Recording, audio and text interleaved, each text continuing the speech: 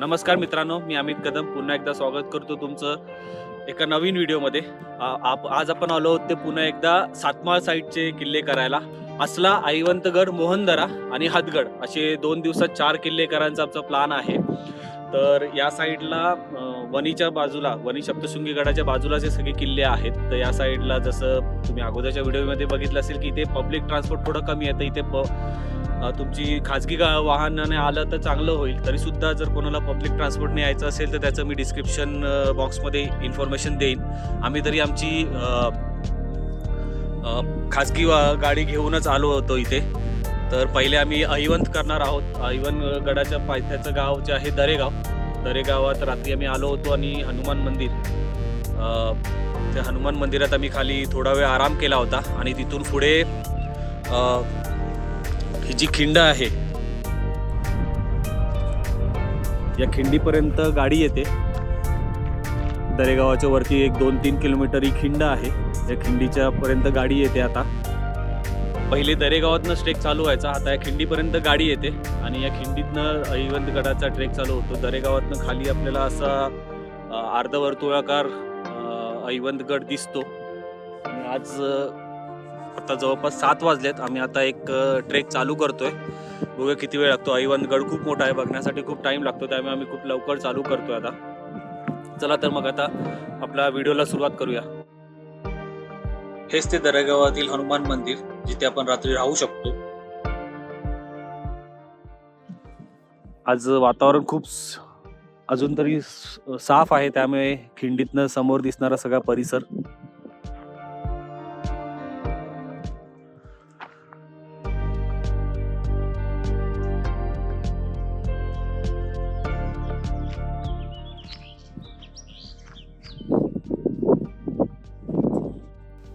ही खिंड आहे दरेगावच्या वरती आणि त्याच्या इथूनच ही वाट वरती जी जाते, थोडीशी खिंडीच्या थोडंसं पुढे येऊन ही वाट वरती ऐवंतगडासाठी जाते.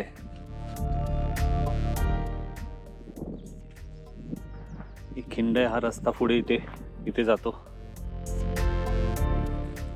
आम्ही इथेच गाडी लावली आहे. खिंडीतनं चालू करून 5 ते 10 मिनिटातच आता ह्या ऐवंतगडाच्या पायऱ्या लागल्यात. कधी कधी मॅपच्या वेळेला मॅपमध्ये थोडंसं पुढे स्टार्टिंग पॉईंट दाखवतात खिंडीच्या, तिथून सरळ चढण आहे. आम्ही जिथून चढलो खिंडीतून तिथून थोडंसं ट्रॅव्हल्स मारून यायला लागतं आणि वाट एकीकडे येते, एका ठिकाणी मिळते ती. आणि मग आता पायऱ्या चालू झाल्यात.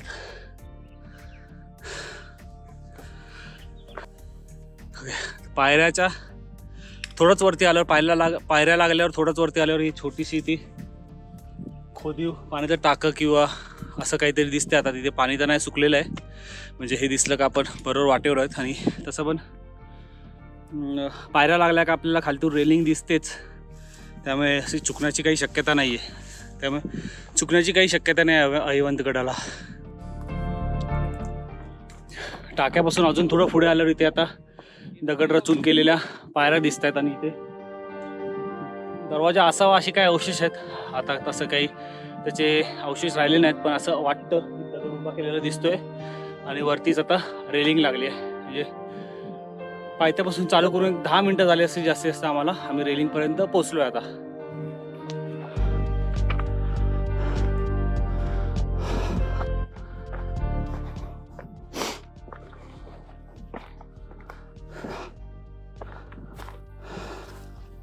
हा इथे दरवाजा असावा, हे तटबंदीचे अवशेष, आणि दरवाजा असावा असे काही अवशेष दिसतात इथे. हे त्या तिथून ती गाडी आमची उभी आहे, तिथून आम्ही चालू केलं होतं.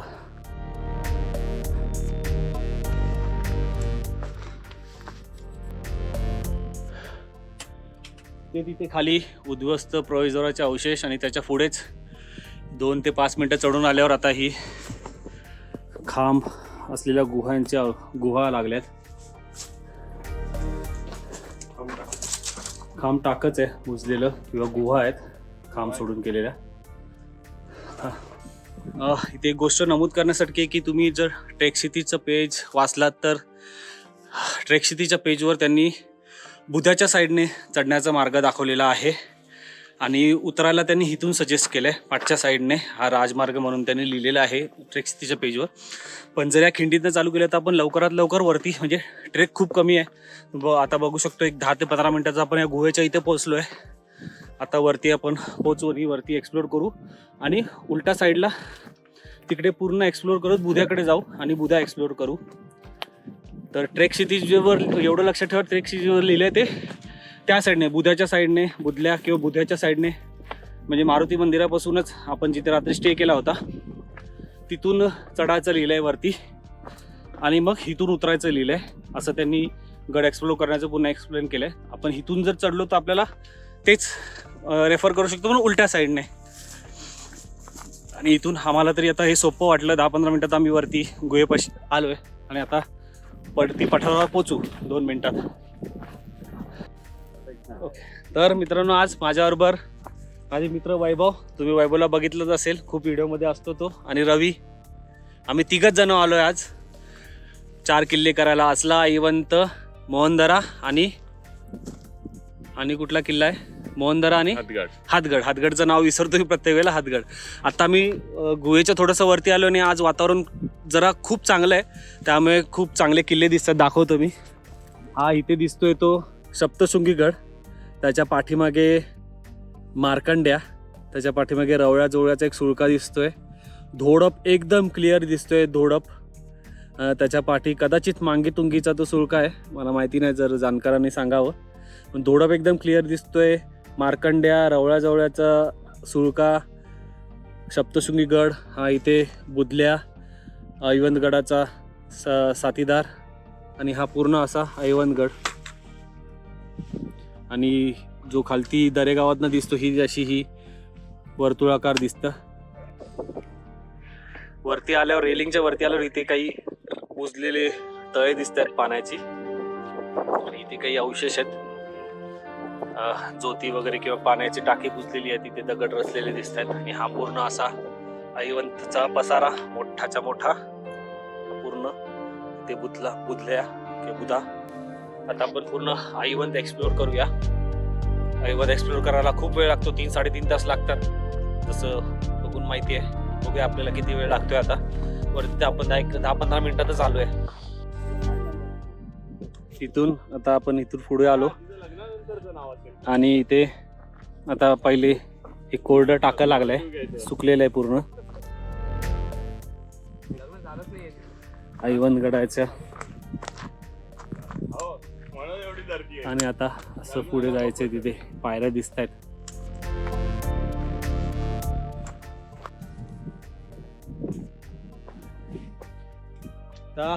टाक्यापासून थोडंच पुढे आल्यावर इथे पायऱ्या लागल्यात आणि हा गडाचा दुसरा दरवाजा कदाचित येईल. आता या पायऱ्या लागल्या तिथे.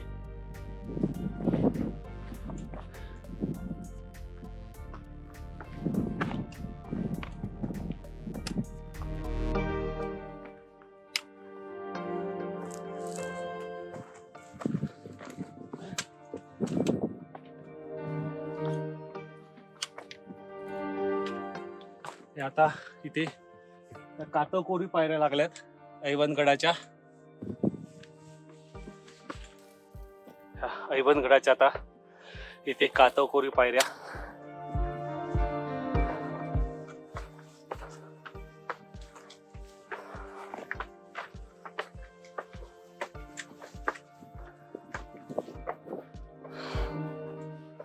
पोज मारतोय, पायऱ्यांचे फोटो काढतोय.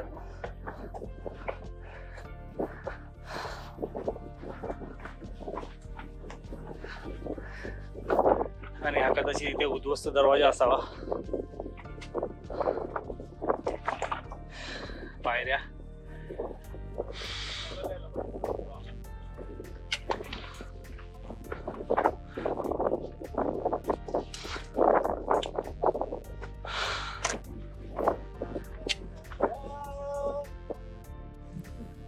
या ऐवंतगडाच्या कातळकोरी पायऱ्या येणाऱ्या. आणि इथे काही अवशेष दिसत आहेत, ज्योती वगैरे. ज्योती घराची इथे पठारावर आता आपण पोचलोय. इथे पण काही ज्योती दिसत आहेत.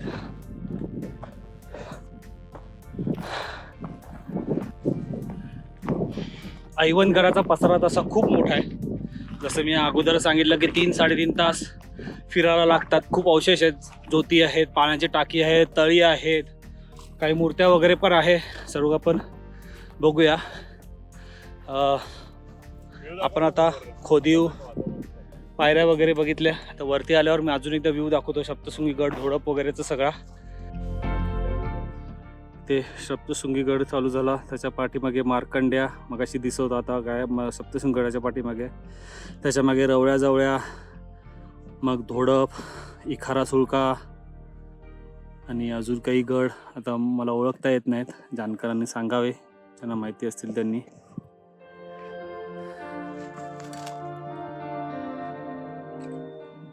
इथे पाठच्या बाजूला साल्लेर सलोटा पण दिसतोय.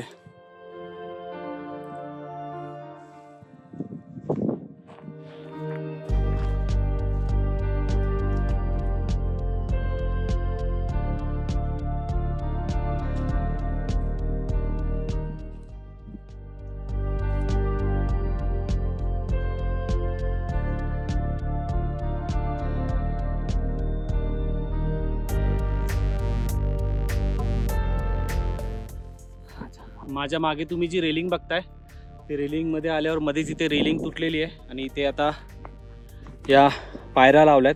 त्या पायऱ्या पटकन दिसून येत नाहीत. आणि या पायऱ्या खाली उतरून खाली पाण्याची टाकी गुहा आहेत, ती आपण बघूया. दरेगावच्या बाजूला इथे खाली हे दरेगाव आहे. दरेगावच्या बाजूला या पायऱ्या आहेत आता लावलेल्या.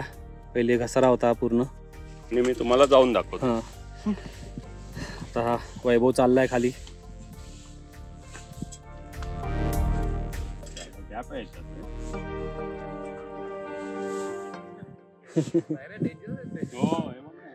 ते पायऱ्या लावल्यात, पहिले तर हा घसारा उतरून जायला लागायचं. गुरलं मेले तिथे. तो पण तिथे पण एक वासरू मेलाय.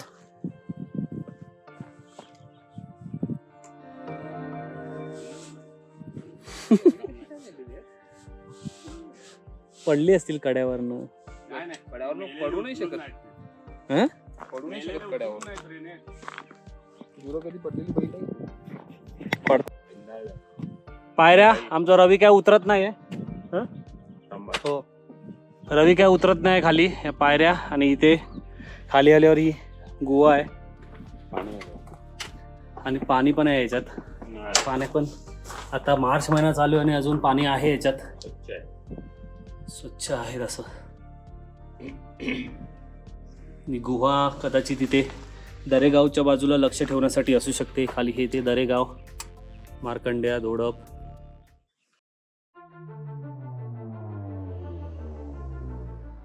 ऐवनगडाच्या इतिहासाबद्दल बोलायचं झालं तर खुद्द शिवरायांच्या पत्रात ऐवनगडाचा उल्लेख आलेला आहे. 1680च्या जानेवारी महिन्यात शिवरायांनी आपल्या सावत्र भावात म्हणजेच तंजावरच्या वेंकुजी राजांना एक पत्र लिहिले आहे. त्यात ते म्हणतात, राजश्री मोरोपंत त्या प्रांती पाठवले होते. त्यांनी अहिवंत म्हणजेच जैसा पन्हाळा त्याचे बरोबर समतुल्य आहे.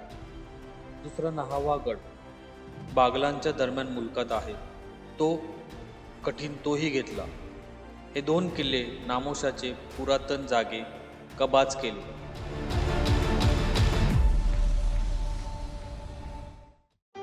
आता आम्ही गुहेपासून उजवीकडे आलोय आणि इथे एक पावसाळी तळ आहे. काही अवशेष आहेत ते बघायला.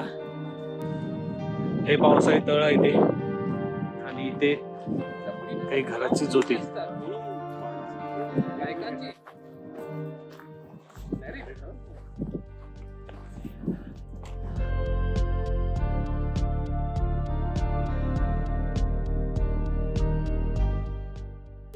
काही इथे अवशेष ज्योत्याचे.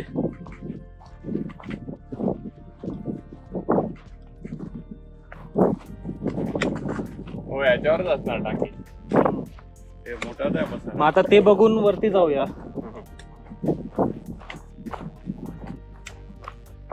ते काही छोटस मंदिर दिसतंय, ते बघूया. तिकडे ते पावसाळी तलाव आणि अवशेष होते घरांची ज्योती वगैरे. त्याच्या थोडंसं पुढे आल्यावर इथे श्री खंडोबाचं मंदिर आहे उद्ध्वस्त. श्री खंडोबांचं मंदिर आहे उद्ध्वस्त, ती मूर्ती आहे. खंडोबा देवाची आणि माणसांची घोड्यावर बसलेली मूर्ती आहे. माळसा आणि त्याच्या पुढेच आहे पाण्याचं टाक आहे. खोल असं टाक आहे.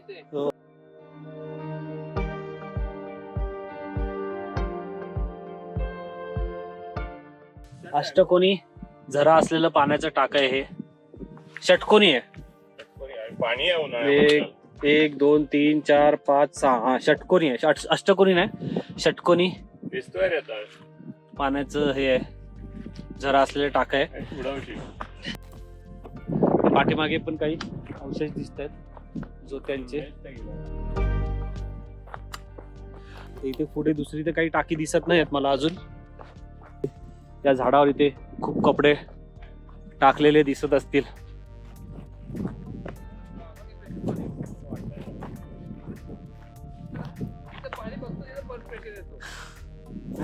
काय ते अच्छा, एक सांगायचं राहिलं, एक खंडोबाच्या मूर्तीजवळ जे षटकोनी पाण्याचं टाक आहे हे ते पिण्याच्या पाण्याचं टाक आहे. पाणी म्हणजे झरा आहे त्याच्यामुळे पाणी पिऊ शकतो. थोडं हवेमुळे ते थोडीशी पानं वगैरे पडलेली आहेत, झाड वगैरे पडलेली आहे, पण वाहतं पाणी आहे त्यामुळे पिण्याचं पाणी आहे. त्याच्या पुढेच इथेही काही जोत्यांचे अवशेष परत दिसत आहेत. आम्ही काय केलं, हा जो सुळका म्हणजे हा जो टेकडी आहे त्या टेकडीच्या पहिले उजवीकडनं बाजूने आम्ही पुढे तिथे बुधल्याकडे जातोय. तिथे हे सगळे अवशेष बघत, कारण का वरती आता सगळं पठारच आहे, पठारावर चालायचं आहे. तर ट्रेक कुठे नाही आहे. हा टेकडीवर जर जायचं असेल तर ट्रेक आहे. बघूया तिथे काही अवशेष असतील. तर आता काही दिसत नाही, फक्त तो एक टेकडीच आहे. तर तिथे तो फक्त एक अर्धा तासाचा असेल वरती 15-20 मिनिटं चढायला. बाकी आता पठारावरच चालायचं आहे सगळं ऐवंत किल्ला बघायला. पाठीमागे खंडोबा मंदिरापासून पुढे आल्यावर ही रेलिंग लागते आणि रेलिंगमध्ये इथे वाट ठेवलेली आहे. तिथून आतमध्ये आल्यावर इथे ही कड्याच्या कोपऱ्यात गोवा आहे आणि गोव्याच्या समोर एक विस्तीर्ण प्रदेश दिसतो. नजर ठेवा, त्या प्रदेशावर नजर ठेवण्यासाठीच गोवा बनवलेली आहे. पूर्णच्या पूर्ण पठार दिसतं. इथे गोवा. काय ते म्हणजे ही थोडीशी अवघड वाट उतरून आल्यावर तिथे ही गोवा आहे. खोदीव गोवा आहे. हे कुठलं झालं नाही. खांब सोडून खोदलेली एक खांब तुटलेला आहे आणि इथे गुहेमध्येच हे पाण्याचा टाक आहे बांधीव. पाणी पण आहे त्याच्यात, आता काळोखामुळे दिसत नसेल, पाणी आहे. जर ऐवंत गडावर राहायचं असेल तर ही गुहा राहण्यासाठी चांगली आहे.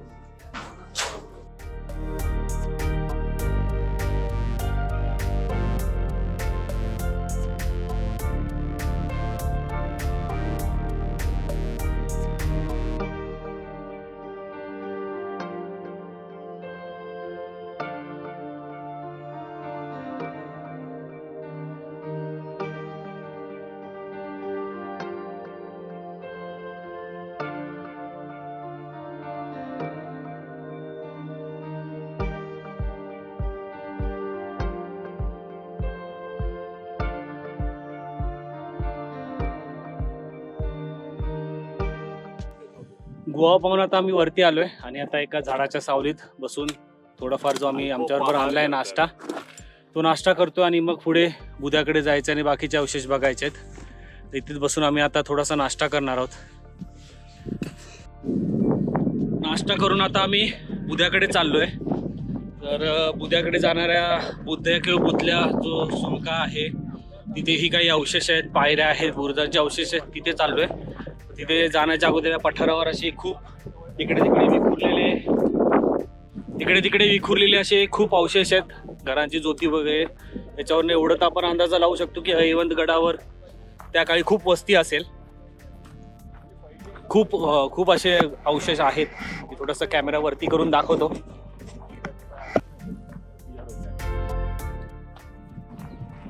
आई असते आहे तोपर्यंत आहे. म्हणून मला वाटतं की आहे तोपर्यंत झालेलं बरं.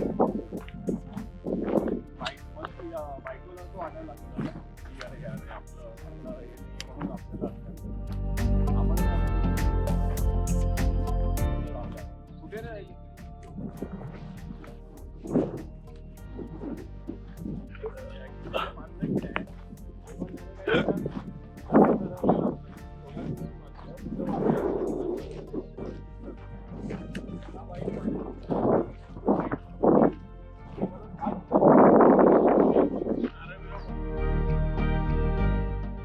ऐवनगडावर असलेले काही घरांचे अवशेष.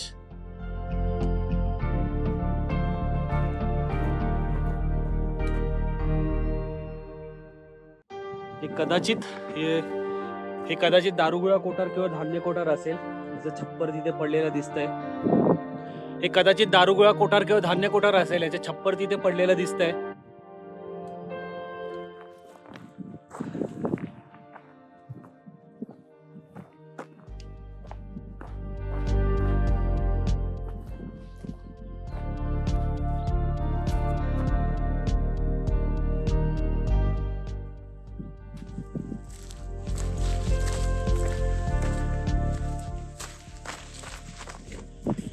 पूर्ण आता उद्ध्वस्त आहे. हे पूर्ण आता उद्ध्वस्त आहे.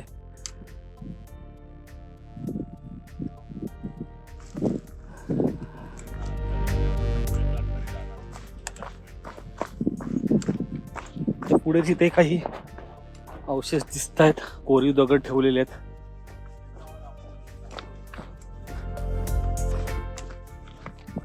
हे इथे कोरीव दगड.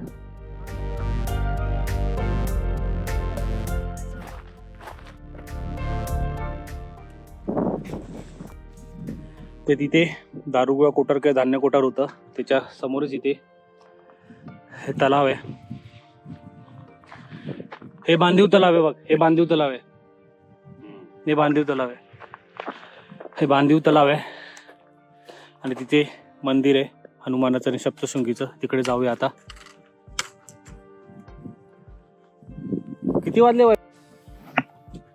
हे पाठीमागे इथे तळ आहे आणि तळाच्या बाजूलाच इथे हे काही अवशेष आहेत. कदाचित ही तुपाची विहीर असावी. असे घुमटाकृती छोटंसं अवशेष आहेत. आणि त्याच्या तळाच्या अगदी बाजूलाच हे सप्तशृंगी देवीचं आणि हनुमानांचं पत्र्याचे शेड असलेलं मंदिर आहे.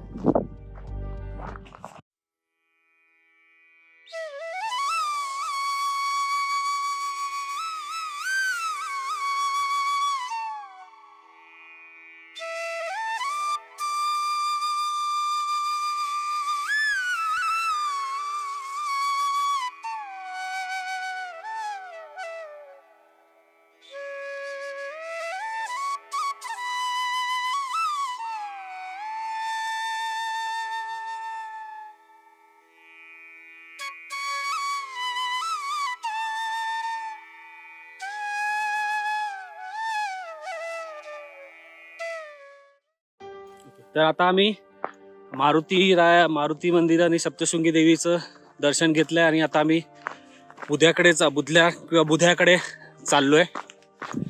तलाव उजवीकडे ठेवत त्या दाखवतो. ते माझे मित्र चाललेत.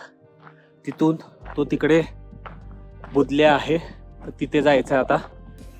बुध्याकडे जाताना मध्ये काही जास्त अवशेष नाहीत. हे कोठार गेल्यानंतर मध्ये 1-2 बुजलेली पाण्याची टाकी आहेत कड्यामध्ये. बाकी अशी काही अवशेष नाहीत. आता आपण सरळ बुधल्याच्या त्या खिंडीकडे जाऊया आणि मग बुधल्या चढूया.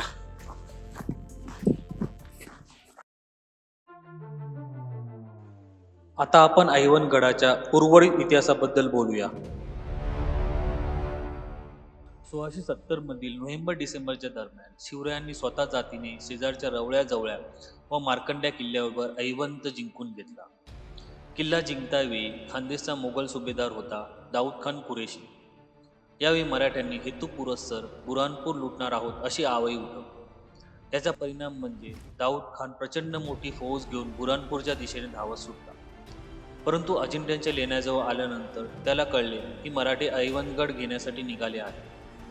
त्यामुळे दाऊद खान वैतागून मागे फिरून ऐवनगडाकडे येण्यास निघाला. पण वाटेतच त्याला मराठ्यांनी किल्ला जिंकून घेतला हे कळले. त्याची तळपायाची आग मस्तकात गेली.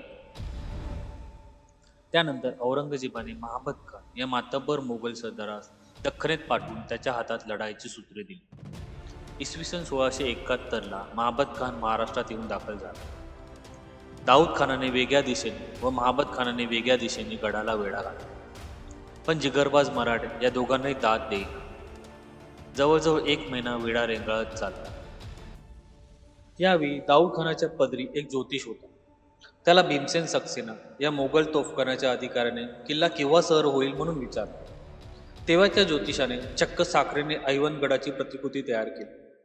साखरेनेच महाबत खान आणि दिलेर खानाचे मोर्चे दाखवले. या साखरेवर त्या ज्योतिषाने एक मुंगळा सोडला. मुंगळा प्रथम महाबत खानाच्या मोर्चाकडे व तिथून तो दाऊद खानाच्या मोर्चाकडे गेला.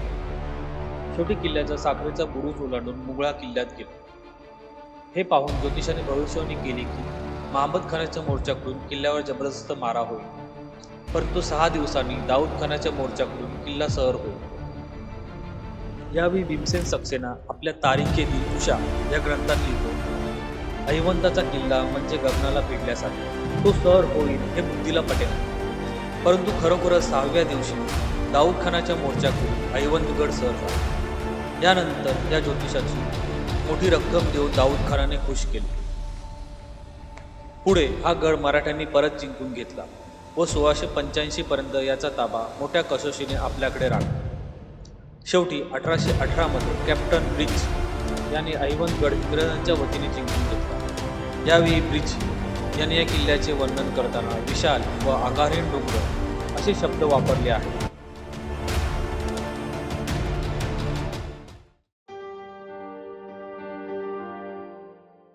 समोर दिसतोय तो बुधा ऐवनचा भाग किंवा बुधल्या. त्याच्यावरही जायला पायऱ्या आहेत, वरती पाण्याची टाकी वगैरे आहेत, बुरुज आहे. आम्ही त्या तिकडच्या खिंडीतनं चालू केलं होतं. खाली दरेगाव, तिथे समोर दिसतो तो मोहनदरा किल्ला. त्या खिंडीतून चालू करून पूर्ण असा ट्रॅव्हल्स मारून आम्ही आता बुधल्याकडे आलो. इथूनच आता बुधला करून आम्ही कदाचित इथूनच दरेगावात उतरायचा विचार करतोय. बघूया कसं जमतंय आता. परत एवढं फिरून तिथे जाण्यापेक्षा इथूनच दरेगावात उतरून मग तिथून गाडी कोणाची तिकडे लिफ्ट घेऊन गाडीकडे जायचा विचार चालू आहे. बघूया. बुध्या किंवा बुधल्याकडे उतरणारी वाट, पायऱ्या आहेत खोदलेल्या छोट्या मोठ्या ओबडधोबड.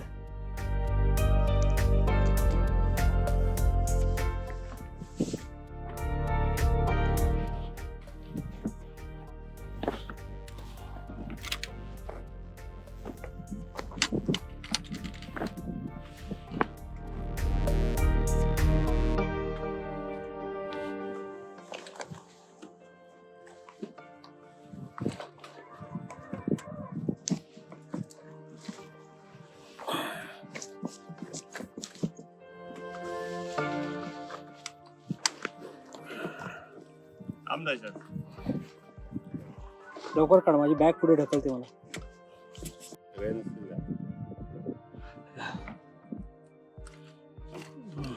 बुधावर जाणाऱ्या पायऱ्या थोड्याशा रिस्की आहेत. इथून हा इथे बुरुज आहे एक, आणि वरती काही पाण्याची टाकी आहेत. थोडंसं रिस्की आहे, त्यामुळे आम्ही आता जायचं की नाही तो विचार करतोय. कारण का मध्ये इथे थोडासा एक्सपोजर आहे. तिथे पण थोडंसं इथे काही आधार नाही आहे आणि पायऱ्यांवर सगळी माती जमलेली आहे. पायऱ्या पण छोट्या छोट्या आहेत, मोठ्या नाही आहेत. या बुधल्याला जाणाऱ्या पायऱ्या. थोडासा व्हिडिओ काढा. चालू आहे.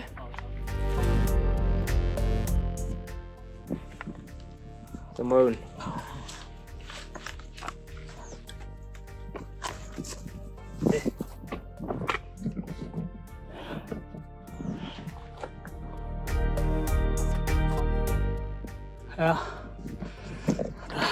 पायऱ्यांपर्यंत आलो आहे. ह्याच्या पुढे थोडासा रिस्की आहे, त्याच्यामुळे आम्ही याच्या पुढे जाण्याचा निर्णय नाही घेतला. इथपर्यंत जाणार आहोत आणि परत आता खाली इथूनच या खिंडीतनं खाली दरेगावात उतरायचा निर्णय घेतला आहे. कारण का ह्या पायऱ्या थोड्याशा रिस्की आहेत. आम्ही 3 जण आहोत आणि चढताना चढू पण उतरताना थोड्या स्लिपरी आहेत. गवत आहे आता खूप आणि ऊन पण खूप लागते, त्याच्यामुळे काही अपघात होण्याची भीती आहे. त्यामुळे निर्णय घेतला की बुधल्यावर नाही जायचं, बुधवार किंवा बुधल्यावर, आणि इथूनच आता खाली उतरायचा प्रवास चालू करायचा आहे. बुधल्यावरनं ऐवंतकडे बघताना काही तटबंदीचे अवशेष दिसतात, ते तिथे आहेत. तिथे दूरवर पण काही तटबंदीचे अवशेष दिसत आहेत. प्रत्येक वेळी सगळंच होत नाही. तर बुधला थोडासा रिस्की असल्यामुळे आम्ही बुधल्यावर न जाण्याचा निर्णय घेतला आणि आता बुधल्याच्याच घळीतनं खाली उतरण्याचा, म्हणजे आम्ही चालू केलेलं त्या तिथे ती खिंड आहे तिकडे, त्या खिंडीतनं चालू करून पूर्ण असा गडाला फेरा मारून आम्ही बुधल्याच्या साईडला आलोय, दरेगावच्या साईडला. आणि तिथून आता या खिंडीतनं खाली आता दरेगावला उतरायचंय आणि मग तिथून पुढे बघूया कुठली गाडी भेटली तर आमच्या गाडीपर्यंत जाऊन गाडी घेऊन यायची आहे. सर निर्णय घेतलाय. हे बुधल्या आणि ऐवंतगडाच्या खिंडीतनं आता उतरायला सुरुवात केली दरेगावाकडे. थोडीशी अशी एकदम चढताना खडी आणि उतरताना एकदम स्लोपवाली उतराई आहे. माझे मित्र उतरतात बघू शकता तुम्ही. आता इथं आम्ही दरेगावला उतरणार आहोत. खूप किती वेळ लागतो आणि मग तिथून आज अचलाला जायचंय परत. तर बुधाच्या खिंडीतनं दरेगावपर्यंत खाली उतरायला अर्धा तासात 20 मिनिटं ते अर्धा तासात आम्ही दरेगावला आलो आहे. पाठीमागे दरेगावला आलो. आता रस्त्यावर जाऊन बघायचं कुठली लिफ्ट वगैरे घेऊन आम्ही गाडी तिथे खिंडीत लावली वरती 4-5 किलोमीटर वरती दाखवतो हे दरेगाव, आणि त्या खिंडीत तिथे गाडी लावली आम्ही. तर तिथपर्यंत जायला काय वाहन भेटतंय का बघायचं आहे. मग गाडी आणून आम्ही असलासाठी निघणार आहोत. असलाचा बेस विलेज जे आहे दगड पिंपरी, आता याच्यानंतर असलाला जायचं आहे. हे माझ्या पाठी दिसते ते हनुमान मंदिर, तिथेच आम्ही राहिलो होतो रात्री. थोडा वेळ झोपलो होतो आणि इथून 2 मिनिटं थांबूया. याच रस्त्याने पुढे खिंडीकडे गेलो होतो. जर बुधल्याकडून जायचं असेल तर हनुमान मंदिराच्या पाठूनच ही वाट आहे अशी. तो तिथे बुधला आणि ऐवंत तिथे जायला अर्धा 1 तासाचा ट्रेक आहे इथून. आणि इथून गेलो तर एकदमच खिंडीपर्यंत गाडी जाते. 15 मिनिटात आपण वरती पोचतो. आता नवीन रस्ता झाला आहे आणि या मंदिरात रात्री राहायची सोय होते. चांगलं मंदिर आहे, पूर्ण पॅक आहे. आता आम्ही रस्त्यावर इथे बघतोय काय वाहन मिळतंय का.